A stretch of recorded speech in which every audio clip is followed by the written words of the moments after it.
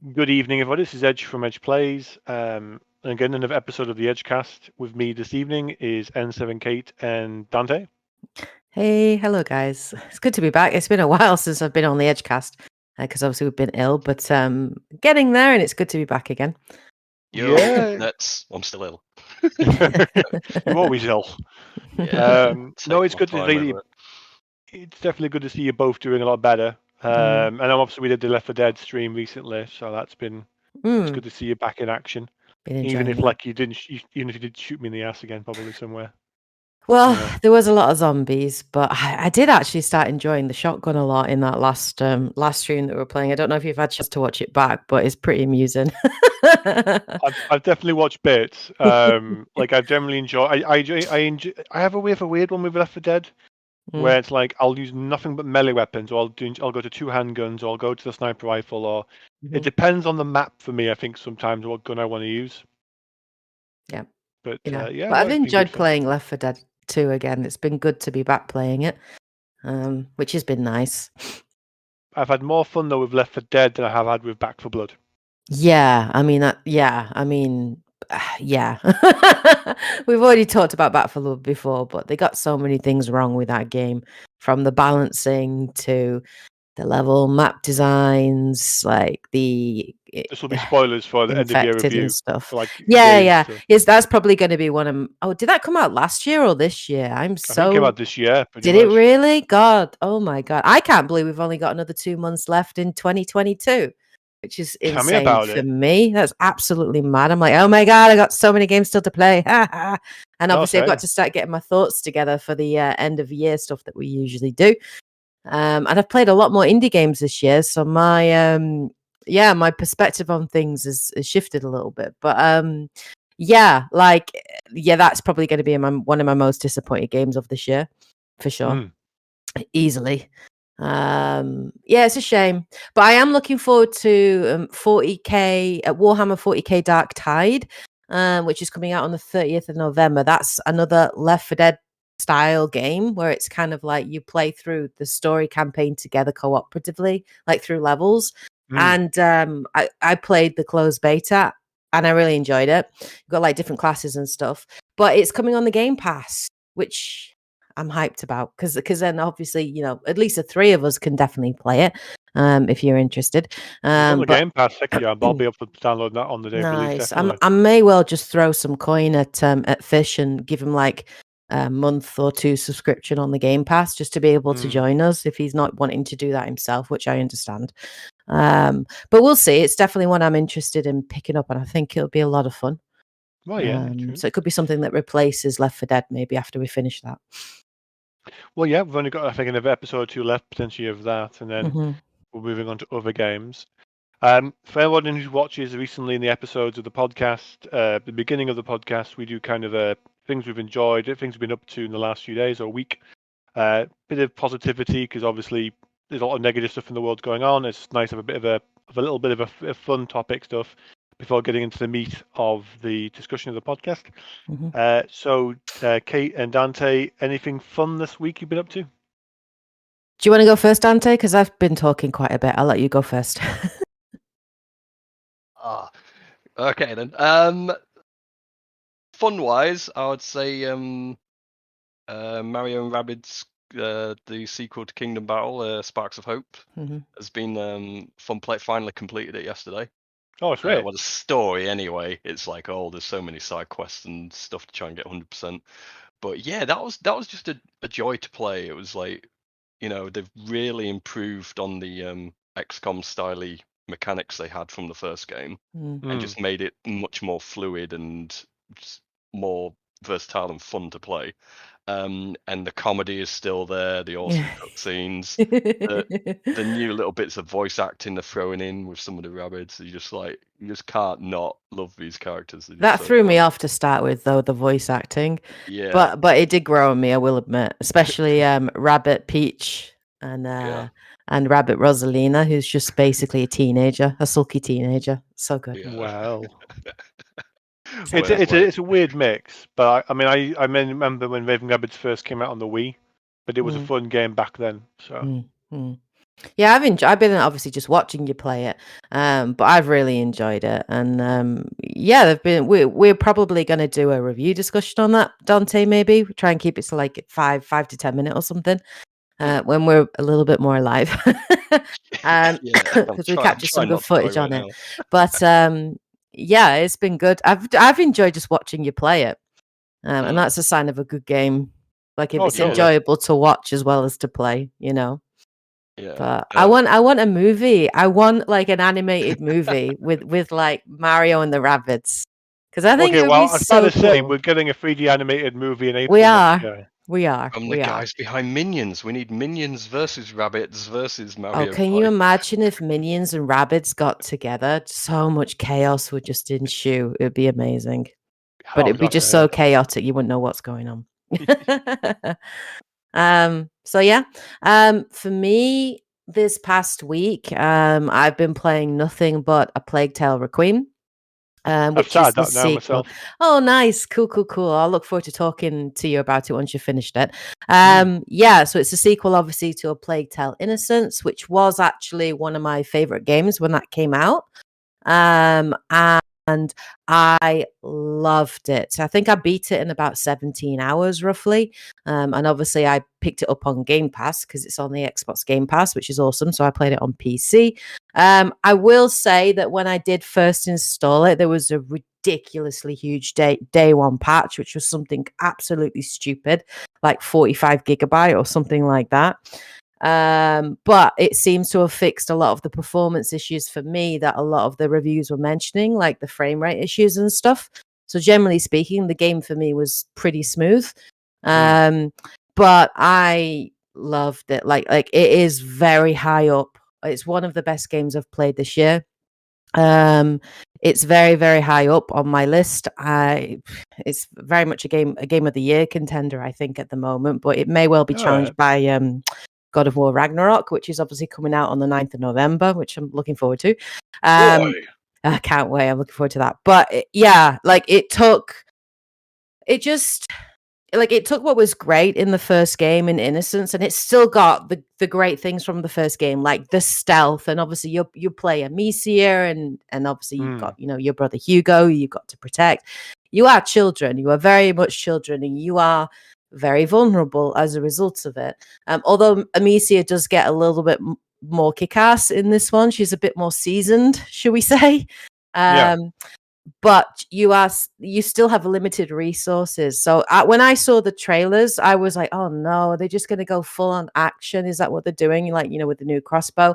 But thankfully, well, I say thankfully, but you do have limited resources. So you can't overuse it, and you have to pick and choose how you approach certain scenarios. And you can go in and just be completely stealthy and sneak past everyone. You can obviously use the rats to your advantage as well. But it's just gone bigger, just bigger into not necessarily like map size, but just the sheer scope of it and the feel of it. Yeah. And the look of it.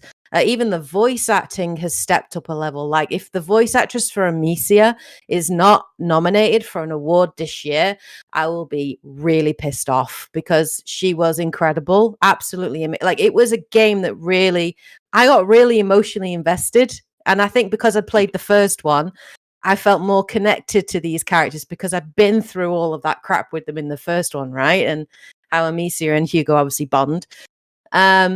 But I got seriously emotional, like in some bits. Like this game really did affect me.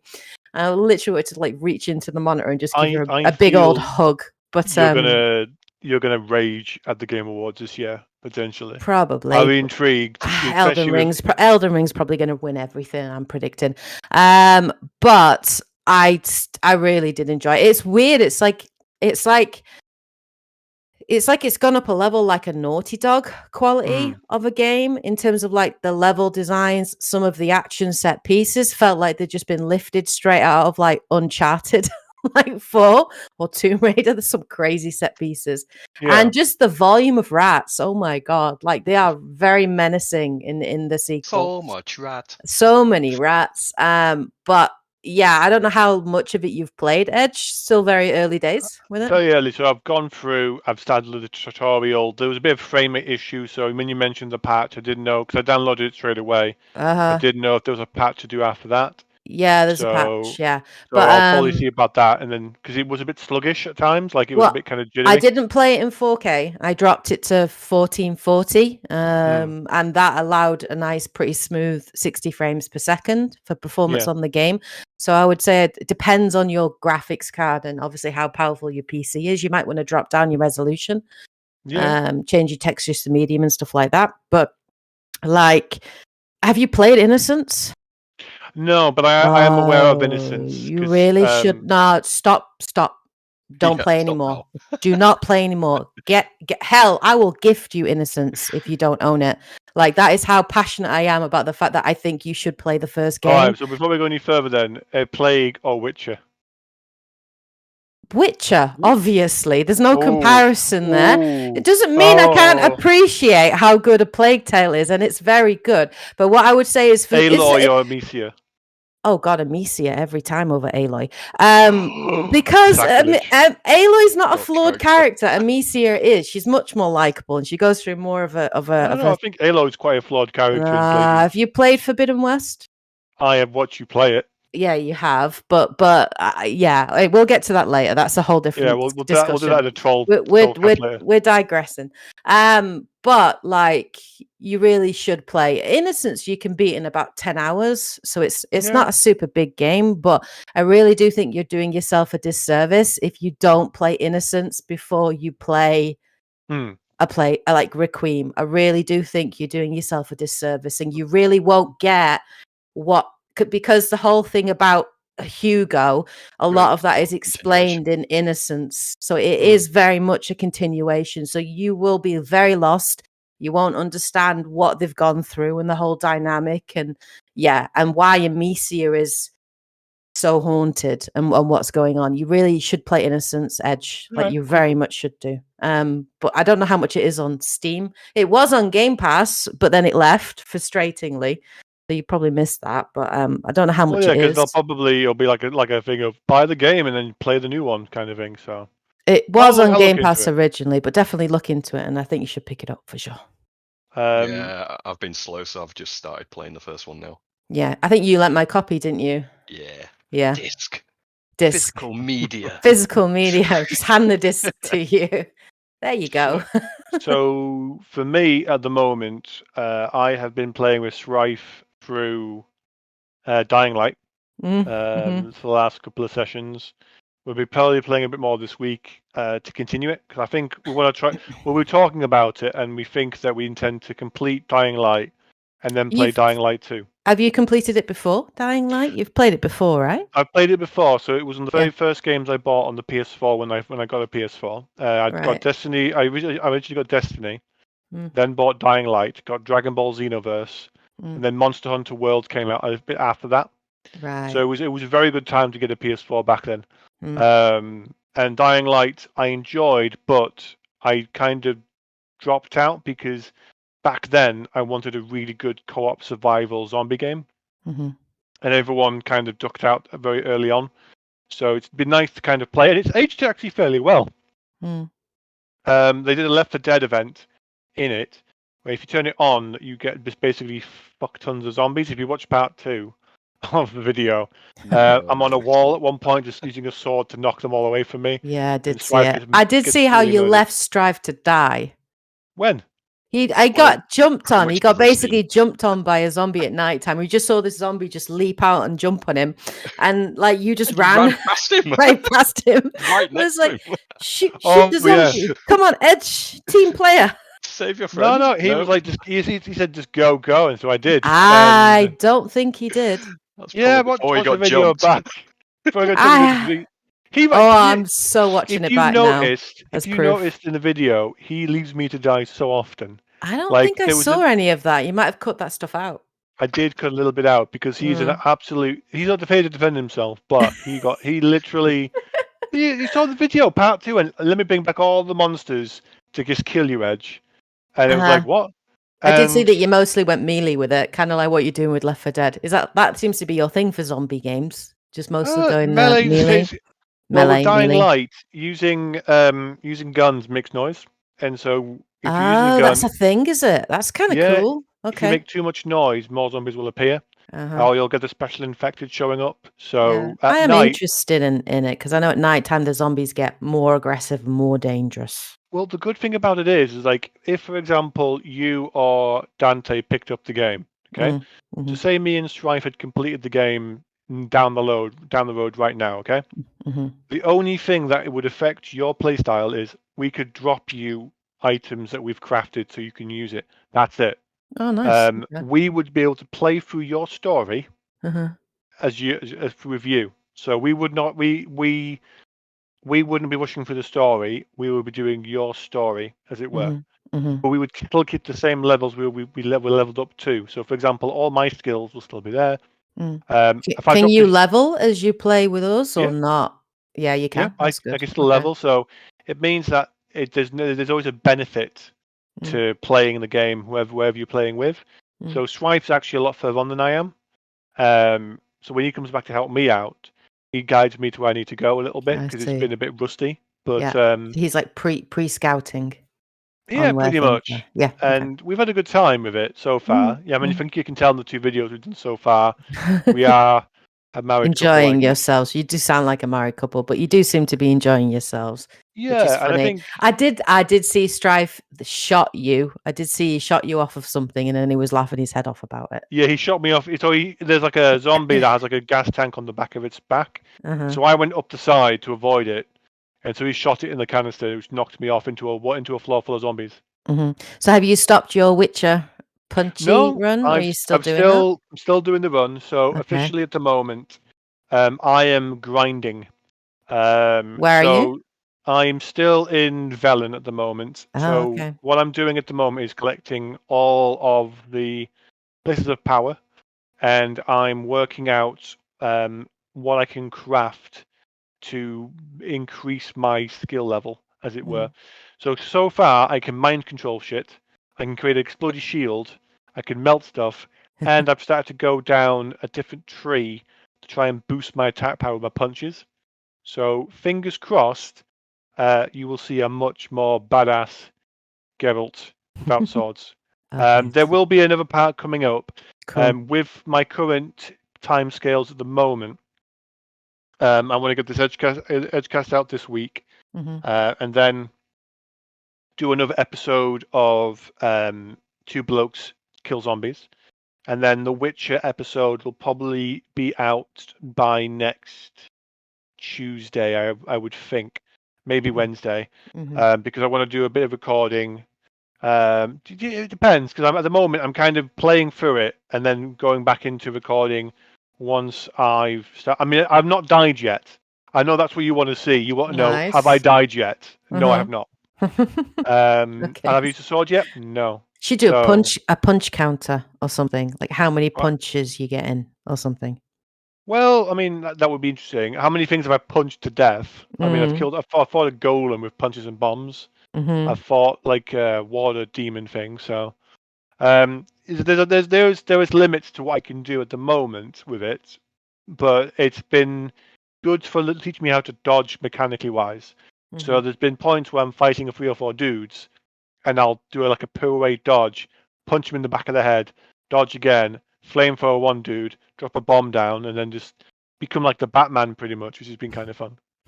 Other than that, let's see. Kind of preparing. I've been playing Final Fantasy 14. They've been releasing some new content and that at the moment for like relic weapons, new housing event stuff, Halloween event. So that's been again I played ongoing throughout the year through Endwalker, and that's been good fun. We're doing variant dungeons. Been playing the Plague a little bit recently. Going back through my backlog of games. So on the Switch, I've just gone back into playing a little bit of Fire Emblem again to get ready for the new Fire Emblem Engage in January, which should be good. Game. Yeah, You know what? Colgate. I'm gonna give it a fair shot, definitely. I also need to go back into playing some Monster Hunter Rise because they've released some new content for that as well, some new monsters, some new challenges. I cannot wait for you guys to join a Monster Hunter because you are gonna piss yourselves. Maybe if it comes in the sale, I might pick it up. I've just got so many things and like that I'm kind of got on the back there's the burner. PC version as well, which has been kind of fun, but there's no Yeah, cross save, which is kind of a shame. Well, I got a couple of like reward and recognition things from work, which was nice for obviously doing a good job. So I've got about £75 worth of Nintendo credit. So I'm waiting basically for sales, and I'm mostly think I'm going to pick up some like really good handheld indie games, but I might be able to use the money towards getting the expansion, and once it comes down in sale or something. But there's always a big winter sale, isn't there, and a Black Friday sale and stuff. So I'm definitely going to keep my eyes peeled for that. I definitely will say that at the very least at the moment, the expansion is good. From what I've played, I mean, I could be very biased, but me and Strife, we've had a very good time with it. They've added a lot of extra stuff compared to the base one, and I'm enjoying it. So I'm kind of keeping my eyes peeled because I reckon they're going to probably announce Monster Hunter for next year at some point. Wow. I reckon the next 7 to 8 months we're going to see them mention a new Monster Hunter. I don't think it'll come out next year though. I think it'll be the year after. Yeah, I mean they'll probably announce it because that'll be. Wait, when did Rise come out? Was that last year, 2021? Rise? Yeah, Rise came out April. All right, so that's 2 years. Okay, that's not too bad because it would be 2 years. I just don't want a yearly cycle. But 2 years is not too.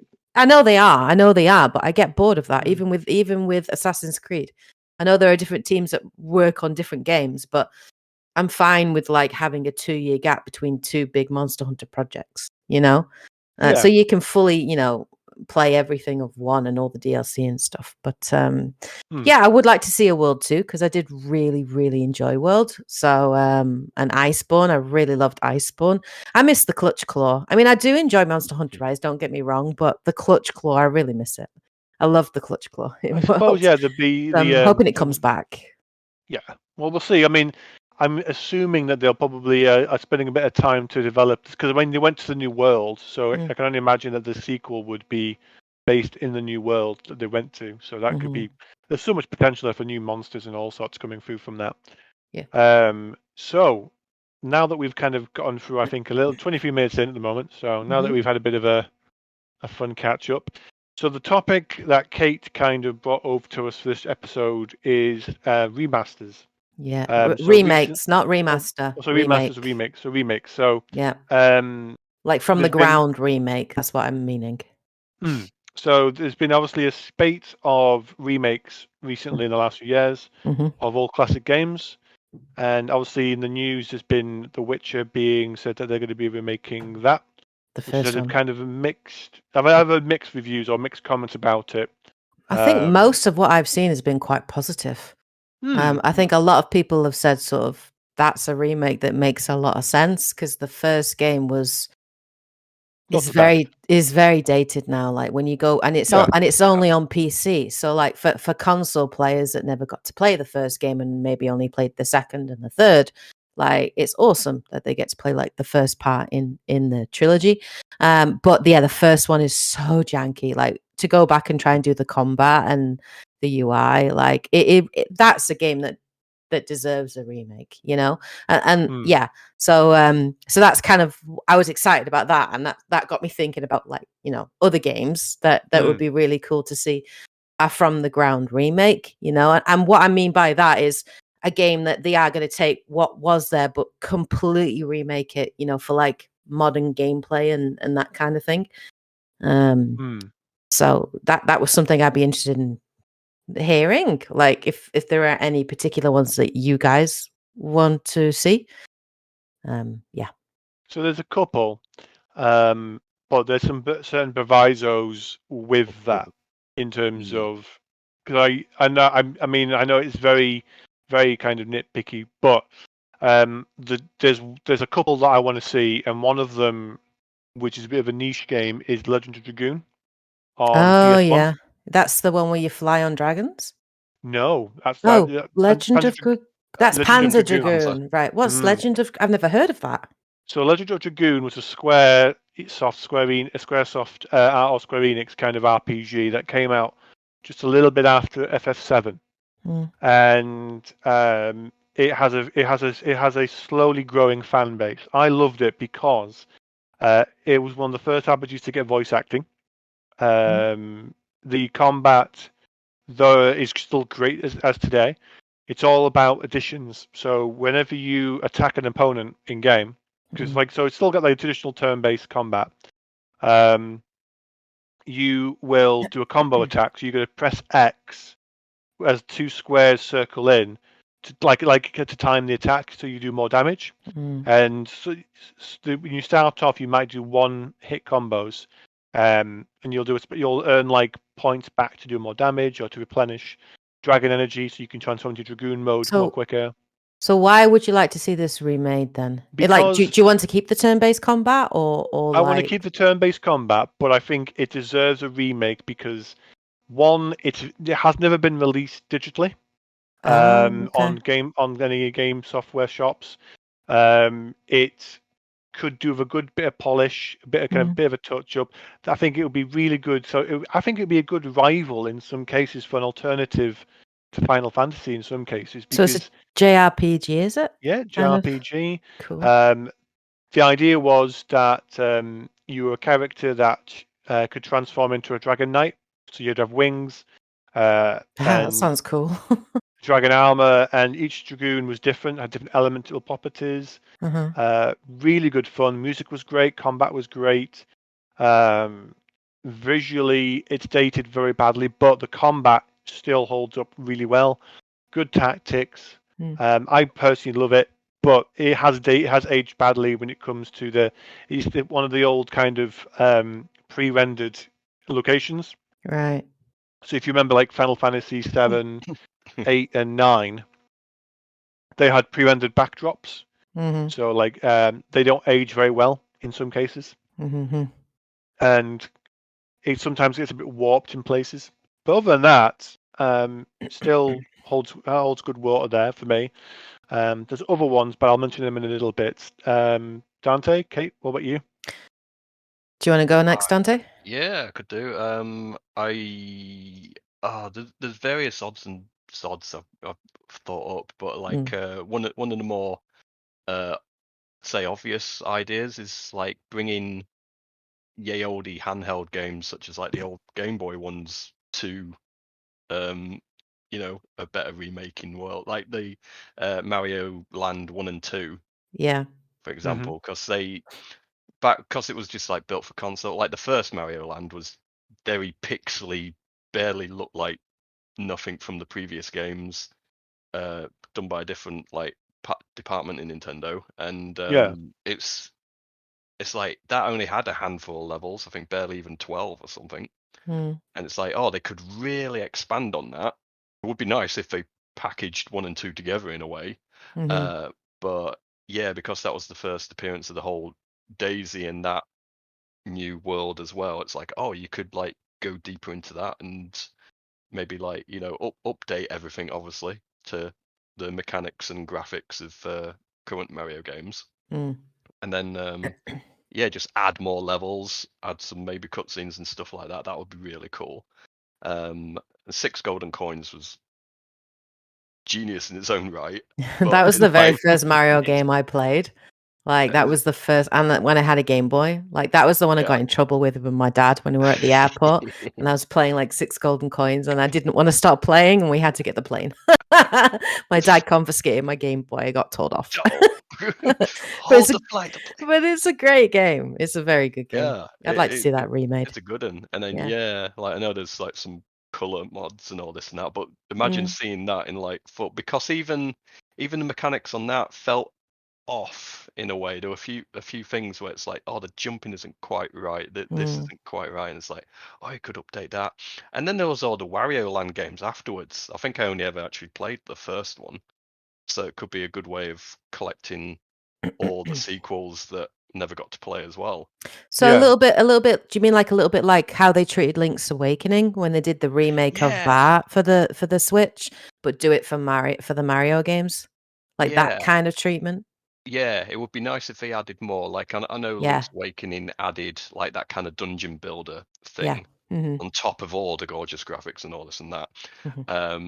But it didn't add too much to it other than that kind of weird side quest. Yeah. And Other than it looking pretty.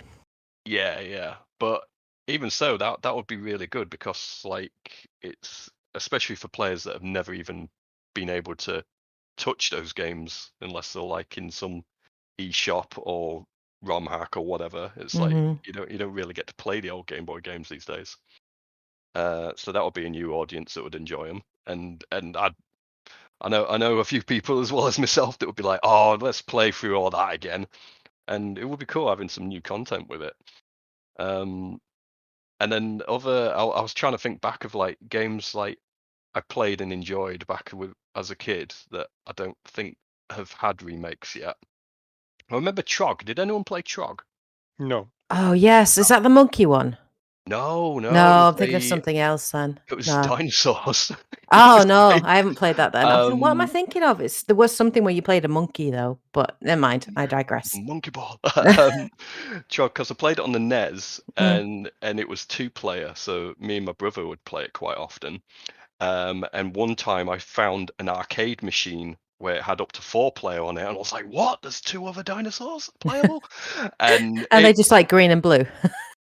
Yeah, well, the blue and yellow were the 2 originals, and then I think they added like purple and orange or something like that. Okay. But Chog's like the name of the one-eyed cavemen that are chasing you, and Right. you're essentially like these cute little dinosaurs that run around collecting eggs, like Pac-Man would collect pellets. That's cool. And like if you got to a pineapple, you would turn into a massive T-Rex and be able to run and eat them.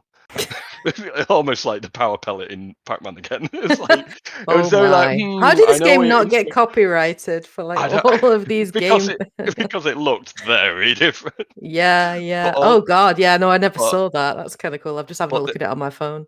The one-eyed cavemen would come up with new techniques every so many levels, and there'd be this little mini cutscene of like, oh, we could like invent the wheel and roll it along the corridors, try and squish them. That's cool.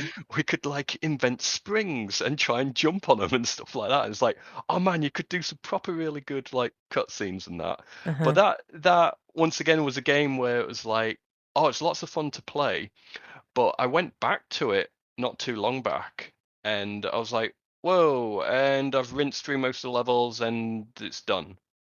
And there's no real ending. Well, that's the thing with all the games, because obviously the capacity for space and memory and stuff, like they just had to limit the size of them, didn't they? It is funny when you go back and play like all the games and you're like, God, I remember it taking me a lot longer to get through, kind of thing. And you finish it in like 3 hours or something stupid. Oh, I've skilled up. Yeah, we were like that when we played Aladdin, the Mega Drive emulator we played Aladdin. We're like, holy crap, are we on the last level already? And we did it all on like one stream or something, which was just mad. So yeah, I get it. Yeah, it'd be nice to see them add levels to things. That's what I like. I always like, that's one of the things I enjoyed about the Final Fantasy VII remake. Part 1, I should say, because obviously we've got other parts coming. But I like how they. I know. Yeah, okay, yeah. But I liked how they added so much to it, like so much extra content that was fleshed out, and like the characters were given, the side characters were given more spotlight and stuff, and where you go to that place, what's it called? The town, where you have to dance, where you dance. Oh, the Honeybee Inn. That's it, the Honeybee Inn and stuff and all that bit. And I fucking love it. I can't wait to play it back through again. I need to get back to playing that through again. I think what would be good for you would be to play the Midgar section of the original Final Fantasy. I have done. I've played it. I got to play it. Yeah, I played it. So as soon as I finished the remake, I went back and played the original for the Midgar section. And I was like, dude, that took me like 2 hours. Yep. That was so short. And I was like, oh, man, I'm stopping here because I don't want to know what happens. But then you're ready for the next bit. And that comes out. I am. Yeah. So what I probably will do is like play the remake, and then I'll play that bit of that section of the game to see how it's different. I'm going to do it that way, because I get what you're saying, Dante, that they're changing the story a little bit. I understand. But because I hadn't played Final Fantasy VII all the way through, I got so much more from it the first time. It really had an impact on me. That's why I'm super looking forward to the next bit. Hmm. But yeah. So that's a good example. It definitely explains why they're only doing 2 more sequels to it, because if they were trying to do a 1-to-1 remake but fleshed out, which we all originally thought and were hoping for, it would go on forever. Like, wasn't the original like on 3 discs? Yeah. When they sold it, it was on 3. Because I remember when I worked at Game and selling Final it to Fantasy people. VIII was on 4 discs. Yeah, and it was on 3 separate discs. I remember that. Yeah. And because I don't think they're going to do the overworld map anymore or anything like that. They're going to make it probably more linear. Well, I mean, to be honest, the world map isn't necessarily needed as per se. It's nice to have the scale and be able to explore. But if you're going to do that, there needs to be stuff in it. And the problem with open world maps in these games and you're remaking it is there's no need for it. It's just game lengthening a little bit. Yeah. If you're going to pad it out and expand it, it needs to be good quality. And by quality, I mean it needs to be there for storytelling and development. None of this padded crap. Fetch quest X, Y. Really whatever. Random so it felt like everything that they added into the Final Fantasy VII Remake Part 1 was purposeful. And was put there for a reason, and it added to the experience. There were some things where there were a couple of side missions where you had to go and help NPCs right in the world that weren't there, but I think they were more put there to kind of flesh out the areas so that when catastrophe struck, right, you felt it more because you're like, oh my god, like I know people that live there, right? Like I helped them, and stuff like that. So I think all of those additions were very, very well made. So I'm intrigued to see with The Witcher 1 whether or not they're going to add stuff to it, or if they're just going to keep it as a blow by blow remake, because there was a lot of stuff in there anyway with side content and side characters and things. But I'm very intrigued to see if they will add to it in that way. Like I was saying, definitely wanted more added content to certain like platformers and that. But when it comes to RPGs, such as like on the Game Boy Advance, we had Golden Sun 1 and 2, which were pretty biggish games, but they definitely deserve some sort of remake. Or because like a lot of people didn't get to play them as well. I got very far into the first game, got lost. And just had to give up and couldn't bring myself to restart it again. So I never actually completed the first game, even though I own it. And the remake would probably, be a push to get me back onto it. And then, of course, the sequel, even if I was in the mode to go, oh, well, I need to buy that because I've completed the first one. It was a pretty rare title, and I never saw it for sale anywhere. So that's like another one. Actually, speaking of RPGs, I got like the Illusion of Time or Illusion of Gaia in America. That was a really Legend of Legaia? No. Illusion of Time, I think it was called in UK. But I think they called it like Illusion of Gaia in America. Okay. For reasons. Okay. But that was a really good RPG. Same with Terranigma. And it's like, I could see them being remakes. Yeah, I mean, there's too many. I mean, if we're going down the RPG remake route, there's too many that I could mention. And I haven't even talked about mine yet. So should we limit how many we're going to each talk about? Otherwise, this will be an 1.5-hour podcast. I've talked about one so far. You've talked about one, I know, but Dante, I think you've mentioned 4. Yeah, 4. Yeah, a few. Yeah, I kept my advance walls when it turns up. I know. I obviously am happy that we're getting a Witcher 1. I'm very happy about that. But there are 2 other games or franchises I would really like to see a remake for. The first is Legacy of Kain. Yeah. There's talk about that at the moment in terms of a sequel. Yeah, there is. Game. Yeah, because obviously Square Enix made the really fucking dumb decision to sell Eidos Montreal and Crystal, all their Western studios, basically, to Embracer Group, and along with that goes the license for Legacy of Kain. But I know there's been like a demand for that, nearly as long as there's been a demand for a remake of The Witcher 1. But I loved Legacy of Kain, like Legacy of Kain and then Soul Reaver, like, the the whole saga. Like I think it was it a trilogy or it was 4? I think it was 4. You had Legacy of Kain, then Soul Reaver 1, Soul Reaver 2, and then there was another one where they both were in it together. So I think there were actually 4 games. Something like Dominion or something like that. Or Revenants, I can't remember. But so I would love I would love to see a remake of Legacy of Kain. Like, just it's so cool. It's got such great characters, really cool lore. The voice acting was just sweet. And yeah, it's just vampires done cool. Like, it's just really cool. So I would love to see a remake of Legacy of Kain. And I know a lot of people want a remake of it, and I think it's been like certainly long enough. I think the first Legacy of Kain game, I looked it up, and it came out in like 1996, I think it was, or 97. So that's a long time ago. Same voice actor as well for Kain for the whole of them. Yeah, so I would love to see that done, like from the ground up remake, like modernizing the gameplay. Keep it as an action, an action adventure third person. But just up the graphics, keep the story. I don't want them to mess with the story. Like, the story was good. Keep the story as is. But just better graphics and gameplay, maybe the camera, I don't know. We'll see. It can be a bit closer or whatever, but just so cool. Like, I haven't played it in years and I'm very tempted to go back and get it. I think I saw the original games on sale at Halloween and they were like something ridiculous, like 69 pence. Yeah, for each of the games. Like, they're so cheap, and I'm like, I am tempted to go back and play them again. But also half of me's like, but I'm holding out for a remake, and I kind of want to like have it be so long ago that I played it that it's very hazy in memory. So I feel like I'm experiencing a game for the first time, which technically you are in a remake because you're experiencing a new take on it, right? And sometimes they change it up a little bit. So Legacy of Kain is the first one.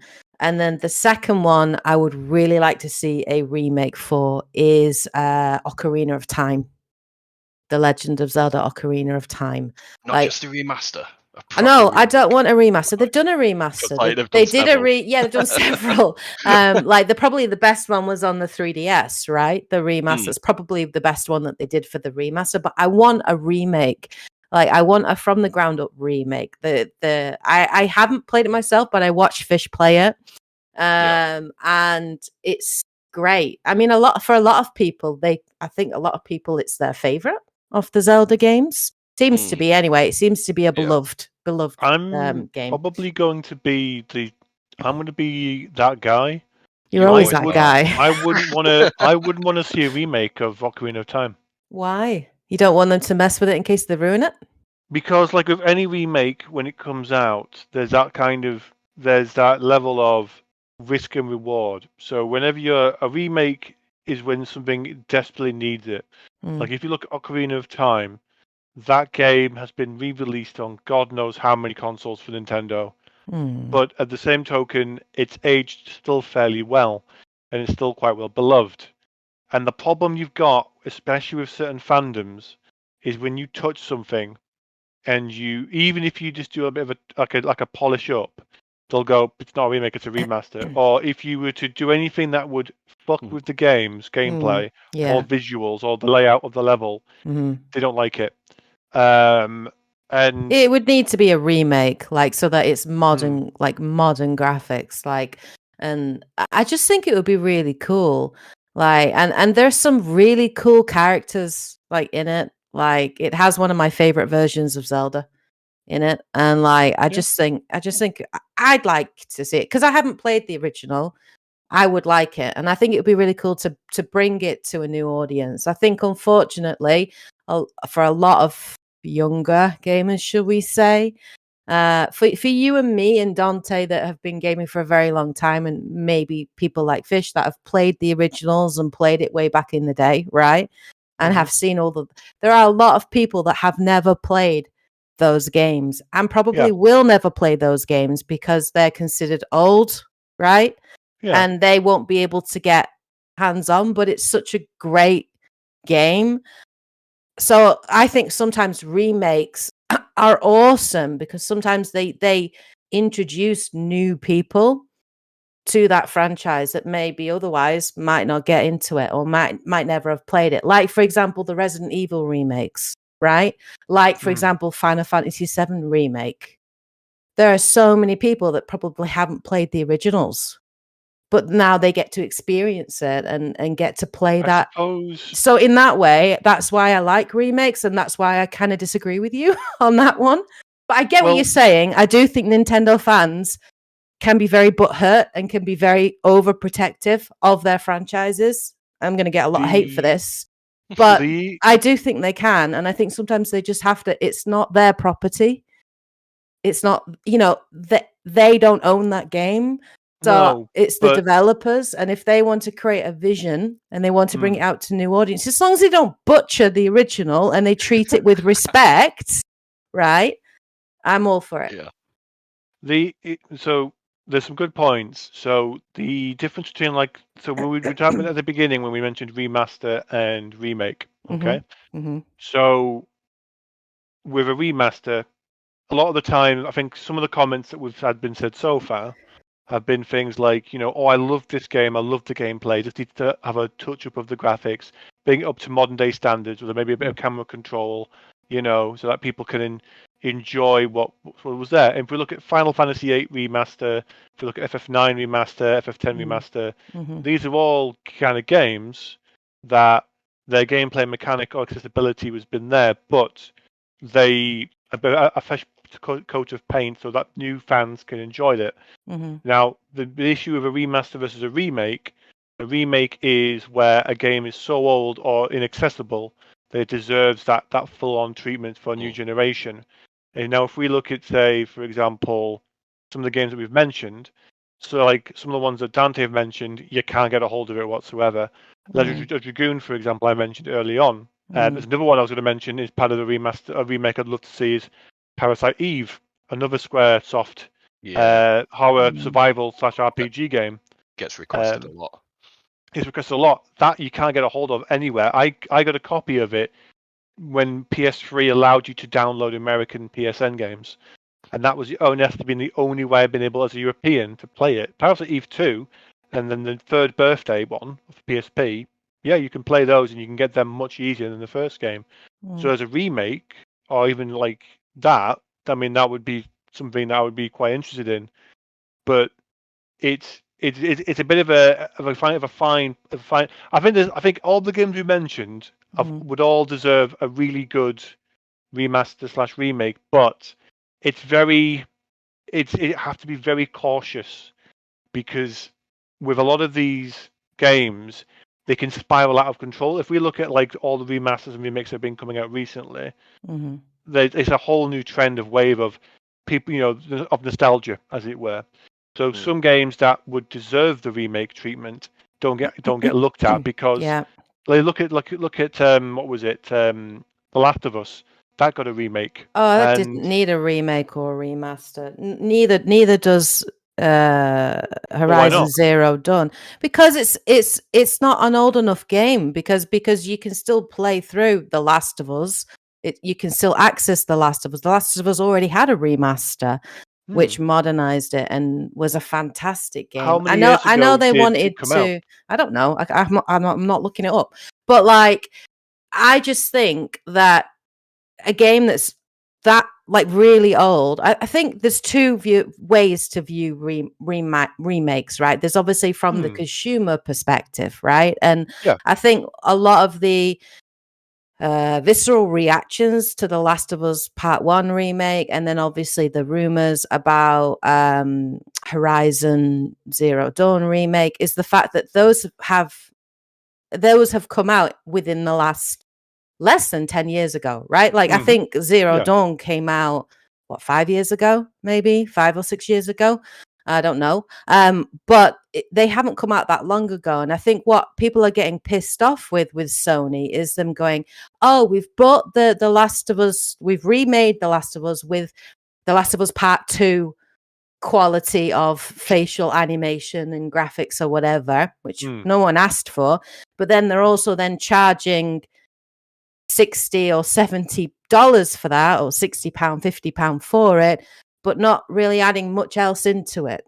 right? Yeah. Whereas like remakes, say for Resident Evil 2, for Final Fantasy 7 remake, they added a lot to the game, right? To really make it feel like a whole new experience. So people didn't have a problem with buying that again.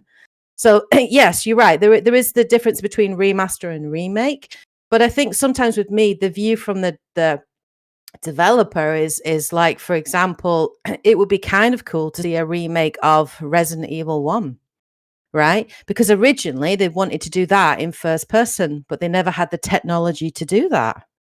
So I think sometimes a remake is not only kind of cool for the consumer, but it's a great opportunity for the developer who created that game to actually be able to create the game the way that they had envisaged it, but hadn't been able to do that at the time because of the limitations of technology, which are no longer there.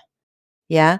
So I think those are the kind of remakes I can get behind, right? Like, and that's why I can get behind the Witcher 1 remake, because obviously there was significant limitations, and also that was CD Projekt Red's very first venture into like making their own game. So it was very rough, should we say? And obviously they learned with every iteration of The Witcher. But you know, they had great stories to tell, and now they can tell that great story, but in the way they'd always wanted to, you know? Yeah. Whereas I feel like The Last of Us Part 1 remake and Horizon Zero Dawn remake, for me, that does not feel like something that's come from that developer. For me, that feels like something that's come from Sony, because it's a great money-making things. Oh, we can make an easy £60 or £70, right? By calling it a remake and charging, like, that pisses me off, right? So I'm not behind those kind of things.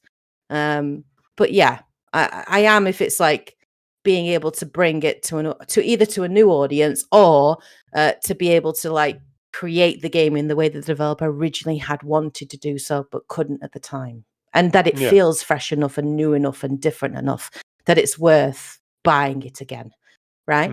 Like the quality of life improvements they made in Mass Effect 1, like it really felt like I was playing a different game. Like, and so then I bought the trilogy again, and I got to play through it all again, which was awesome. But the first one, that had the remaster, deserved the remaster slogan, but part 2 and 3 did not, because the changes were not significant enough for me to class them as. But the first one definitely did. Yeah. So, sorry, I got a bit opinionated on that. Well, yeah, I mean, as I said before, with a podcast, it's all about the discussion and it's getting the views out. And we can always disagree. So anyone who's listening, anyone who listens who wishes to make a comment below, me and Kate, we are friends, and we are quite passionate about gains. Yeah, we will have to share in our views. Yeah. So I myself am a bit of a slow burner when it comes to my opinion, but I guess it's an opinion. Whereas I put my opinion right out there. You do. And my kind of view is to be like devil's advocate. So when a comment is made or a view is shown, and it's more to kind of, I love to, I mean, Kate will say that in her own channel, I will debate more, not because I disagree or agree with that particular view, but because I want to get to the root of it and get more out of it. So with, for example, like you mentioned, so a couple of the good comments there. We'll probably have to end this in a little few minutes, but we can do a part 2 definitely for those who want to see a part 2. It's with remakes, as things have been mentioned. Not a lot of the comments, a lot of the points you've made do make a lot of sense. You want technical limitations of some of the games that are out there. It would be good to kind of get these kind of, like, look at Discworld, for example, like the technical limitations on some of those games. It'd be kind of nice to bring them back. The issue that with any kind of remake is, I think it comes down to the like I said, the time, the technology of the nowadays, and can they do something better with it? Resident Evil 2 worked really well because they had at that point worked out a new engine, but they'd worked out how to kind of bring back horror. When we look at, say, how the series has evolved, Like I mean, I'm going to be difficult to forget again here. Like Resident Evil 4, that's aged fairly well. So would you do a remake or a remaster of that? And when I've seen the gameplay of the new one that's coming out, you know, some people might say that's still kind of a fairly recent Resident Evil, but that's over almost 20 years old. In terms of how old that game is. But it is one of those ones. It's like it's a very narrow slope for me for what games should deserve a remake, as it were. Like some of the Tekken games, some of the original Tekken games, they should remake those in some cases because they were fun, and you get people into the story of what these characters were. If you're looking at racing games, or I mean, where do we draw the line when it comes to genre? I mean, JRPGs are a very good contender for remakes. Platformers, we've got Spyro, Crash Bandicoot recently. Mario Spyro was a great 64. remake. Would Spyro you was a remake Mario fantastic 64? remake. Well, they've done technically a remaster, haven't they? When they released the All Stars bundle, which I still haven't played, and I need to do that. Well, yeah, there was the 3DS version or DS version that had the 4 different characters you could play as: Yoshi, Wario, Luigi, Mario. Yeah, that should have got the remake. Yeah, that's it. But I mean, it's one of those ones of sometimes a game desperately needs like a retouch up or like a remaster, as it were. Like if you look at Final Fantasy VIII, they didn't do too much with that, but visually, it's to me perfect as it is now. Whereas with FF7 doing a full remake, there's so much love or demand for that that you can give it the treatment that it deserves. I don't know. I think it's definitely one of those ones where I think I'm hoping that there'll be plenty of comments not only on your channel with this debate. If you want to leave any comments on my channel as well, Edge Plays, please leave them in the comments below. I'd love to hear your thoughts on what games you'd love to see a remaster or a remake of. So I'm saying both here because I think that's a bit fair. If you want to see a part 2 of this video series about remakes, or you want to see other things we want to talk about, please leave a comment below or let Kate know on her channel. I'd be up for doing a bit more of that. Again, thank you both for joining me. I appreciate how passionate people we can get, which is always good fun. But and again, we're all passionate about games. That's why we do this, right? So, exactly, yeah. And people can hear that and appreciate that, I think. Oh, definitely, yeah. If people are interested, in the next couple of weeks, towards Christmas, we will be doing a 12 days of Edgemas. That's what I'm calling it now. It's not going to change now. So I keep thinking it's kinky. I don't think it is. So there will be a fun kind of advent calendar made on the channel where we will open a door and we will have like little unique challenges to do. If you have any suggestions for like challenges that we could be doing between me, Kate, Dante, Fish from Crack On Gaming, Strife, let us know some suggestions. It will be randomated, so even I don't know what we're going to get, which will be fun, to say the least. There's been some good suggestions on your channel, Kate, so that'll be interesting. Couple. Yeah, hopefully we'll get some more. Oh, totally, yeah. And I've got a few suggestions. So anything you guys want to think of, let us know below. Yeah, again, thank you, Kate, for joining me, and Dante as well. I hope you've had a good time with this podcast as well this evening. Thank you for having us again. It's been an experience. Yeah. It's been some interesting games. There's a couple of games I haven't heard of, so I'm going to check those out, which is kind of cool. Yeah. So. And yeah, again, thank you very much for joining everybody, and I'll let Kate and Dante do their closings. Thank you so much, guys, for joining us. Hope you guys have a great week. Take care, everybody, and as always, happy gaming. Johnny! Peace out, pretty much. Take care, guys. Bye, guys. Bye.